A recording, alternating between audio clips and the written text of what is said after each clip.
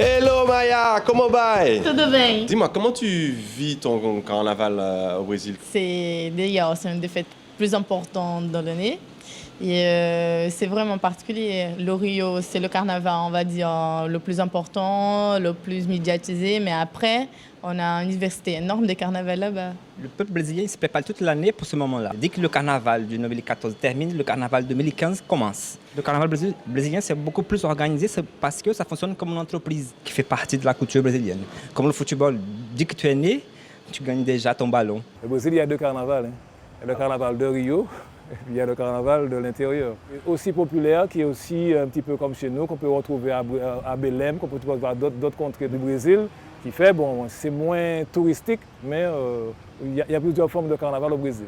On a dans les petites villes le carnaval de rue qu'on ne va pas trouver de samba non plus. On va trouver des gens qui s'amusent dans la rue, mais ce n'est pas forcément des plumes et des paillettes.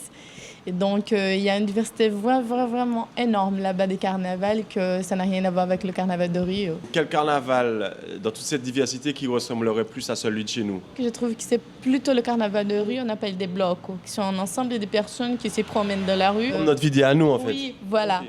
Quand j'ai vécu le carnaval ici, c'était un petit peu drôle parce que c'était la première fois. Ça m'a marqué le fait qu'à chaque jour, vous avez un déguisement particulier pour chaque jour. J'ai trouvé ça magnifique.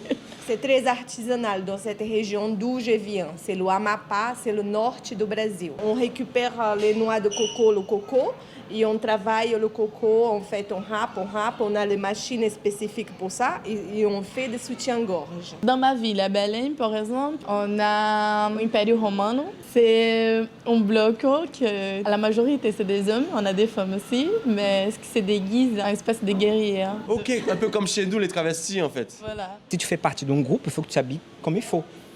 Et après, tu as le peuple qui sont dehors, qui s'habille comme il veut. Ils ne font pas partie directement de ce carnaval-là, mais ils fêtent aussi ensemble. Rio, ça n'a rien à voir avec les autres régions du Brésil. C'est la magie, c'est le spectacle. Le carnaval de Rio, en fait, c'est le carnaval le plus important du pays. C'est l'apothéose du carnaval, c'est là que ça passe, en fait. C'est des gens qui travaillent toute l'année, ils se donnent tout à cœur. Ils ont carrément des usines, des couturières. Ensemble, une caisse avec l'argent pour faire des costumes, tous ensemble pour cette période-là. C'est le carnaval, ça vient de là, de Rio de Janeiro.